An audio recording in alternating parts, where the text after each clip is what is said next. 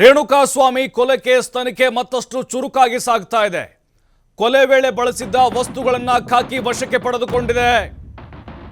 ಕೊಲೆ ಕೇಸ್ ತನಿಖೆ ಅಸಲಿಯಾಗಿ ನಿನ್ನೆಯಿಂದ ಶುರುವಾಗಿದೆ. ಯಾವೆಲ್ಲ ವಸ್ತುಗಳನ್ನು ಬಳಸಿದ್ರು ಕೊಲೆ ಮಾಡಲಿಕ್ಕೆ ಇವರು? ಮರ್ಡರ್ಗೆ ದೊಣ್ಣೆ ಬಳಸಿದ್ರು, ರೀಪೀಸ್ ಪಟ್ಟಿ ಬಳಸಿದ್ರು, ದರ್ಶನ್ ಬೆಲ್ಟು, ಹಗ್ಗ ಎಲ್ಲವನ್ನ ವಶಕ್ಕೆ ಪಡೆದುಕೊಂಡಿದ್ದಾರೆ.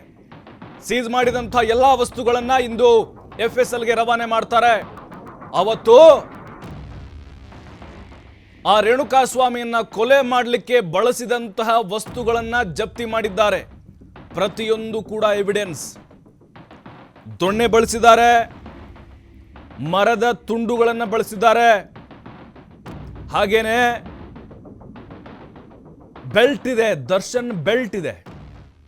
ಅಂದ್ರೆ ಆರೋಪ ಇರೋದು ದರ್ಶನ್ ಬೆಲ್ಟ್ ಅಲ್ಲಿ ಹೊಡೆದಿದ್ದಾರೆ ಅಂತ. ಇದು ನಿಜಾನೋ ಸುಳ್ಳೋ ಗೊತ್ತಿಲ್ಲ. ತನಿಖೆ ಆದ್ಮೇಲೆ ಗೊತ್ತಾಗಬೇಕು ಇವರ ಪಾತ್ರ ಎಷ್ಟಿತ್ತು ಅಂತ ಹೇಳಿ. ಈ ಎಲ್ಲ ವಸ್ತುಗಳನ್ನು ಈಗ ಜಪ್ತಿ ಮಾಡಿ FSLಗೆ ರವಾನೆ ಮಾಡ್ತಾರೆ.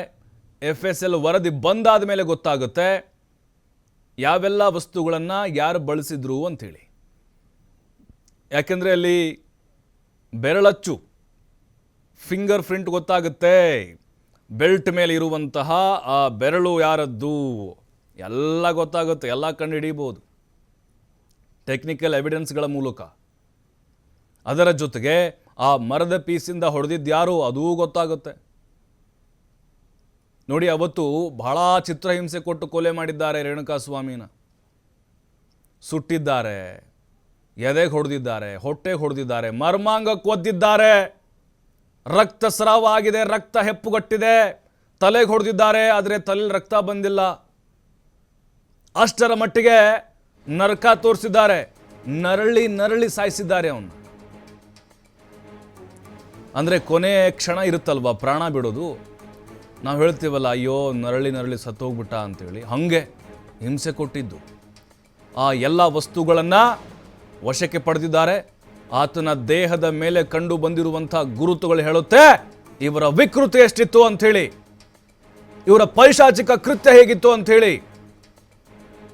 ಆ ಮರದ ಪೀಸ್ನಿಂದ ಬಲವಾಗಿ ಹೊಡೆದಿದ್ದಾರೆ.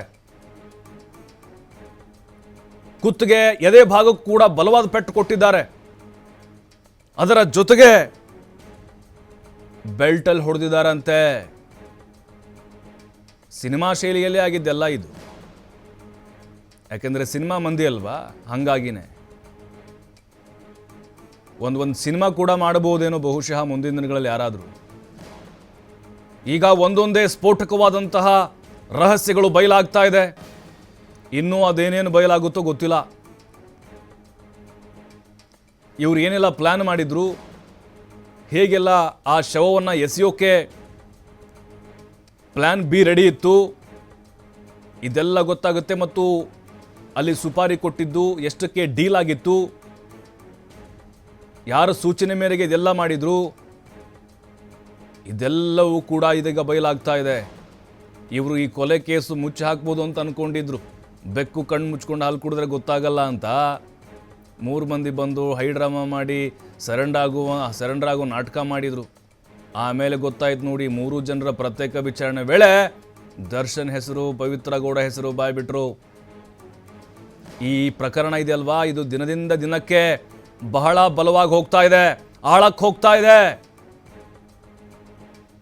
ಇದೇನು ಸಾಮಾನ್ಯ ಕೇಸಲ್ಲ. ಇದು ಕಿಡ್ನಾಪ್ದು, ಸಾಕ್ಷ್ಯ ನಾಶ ಮಾಡಿರೋದು, ಕೊಲೆ ಮಾಡಿರೋದು 302, 34, 364, 201 3 ಸೆಕ್ಷನ್ಗಳಿದ್ದಾವೆ. ಹಾಗಾಗಿನೇ ಭಾರಿ ಆಕ್ರೋಶ ವ್ಯಕ್ತವಾಗ್ತಾ ಇದೆ ಈ ಕೊಲೆ ಕೇಸ್ಗೆ ಸಂಬಂಧಪಟ್ಟಂತೆ. ನಿನ್ನೆ ಕೂಡ ಸ್ಥಳ ಮಹಜರ್ ಮಾಡಿದ್ದಾರೆ. ಶೆಡ್ನಲ್ಲಿ ಕೆಲವೊಂದಿಷ್ಟು ವಸ್ತುಗಳು ಸಿಕ್ಕಿದ್ದಾವೆ. ಬೆಲ್ಟು, ಮರದ ಪೀಸು, ದೊಣ್ಣೆ.